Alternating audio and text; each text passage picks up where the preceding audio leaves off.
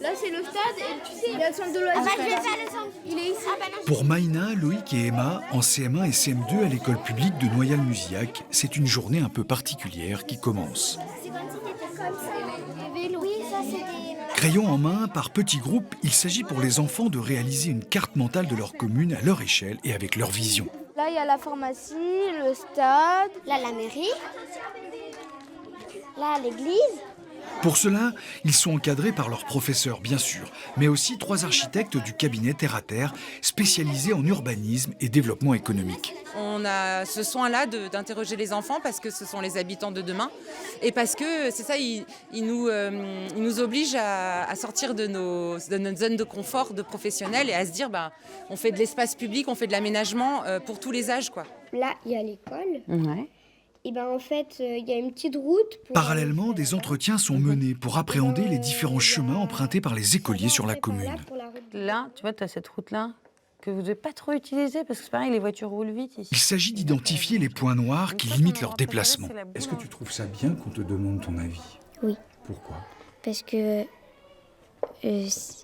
comme ça peut changer les choses pour les enfants qui peuvent traverser les routes et pouvoir retrouver ses amis. Et donc c'est très important de garder bien connecté cet espace avec le cœur de bourg. Ce travail est ensuite restitué à l'équipe municipale. Et si clairement aujourd'hui ce sont les routes et la vitesse des voitures qui limitent les déplacements des jeunes, d'autres constats émergent. On a remarqué que les filles n'avaient pas la même liberté de circuler que les garçons.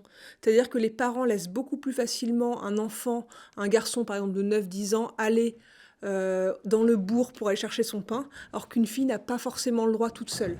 S'ensuit une visite concrète sur le terrain avec monsieur le maire. Ici, le passage piéton encore dangereux, il y a peu, a été amélioré grâce aux remarques des enfants. 3 ralentisseurs ont été construits à l'entrée de la commune. Enfin, une liaison piétonne reliera les quartiers résidentiels aux équipements et commerces fréquentés par les écoliers. Là, il y a un croisement, les voitures, tu les vois pas arriver ou alors c'est elles qui te voient pas arriver. Et l'idée de sécuriser toute la rue jusqu'au centre-bourg, où le piéton est prioritaire, est-ce que c'est quelque chose qui te paraît important ou pas? Celui qui a porté les enfants au cœur de sa réflexion, c'est lui, Jean-Pierre Ferrand. Conseiller en environnement, il est spécialisé dans la revitalisation des centres-bourgs. Vous pouvez me dire d'où est-ce qu'elle vient cette méthode? Oui, la méthode vient de Suède.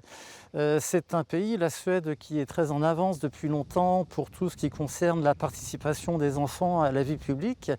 Et la méthode que nous avons utilisée est couramment employée en Suède par les pouvoirs publics, notamment dans le cadre de projets d'aménagement ou alors pour des projets concernant les déplacements. Est-ce qu'on peut dire aujourd'hui que les enfants et les adolescents sont les oubliés de l'urbanisme? Ils sont oubliés parce qu'en France, l'aménagement est fait par les adultes, pour les adultes, et on suppose que les enfants et les adolescents sauront s'adapter à des aménagements qui ne sont pas conçus pour eux.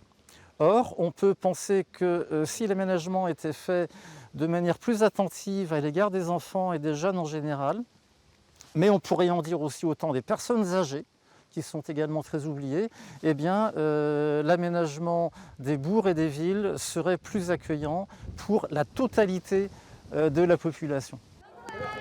Alors, si ces jeunes représentent l'avenir, comme on a coutume de le dire, leurs idées, certainement aussi, un bon sujet à mettre sur la table des municipales.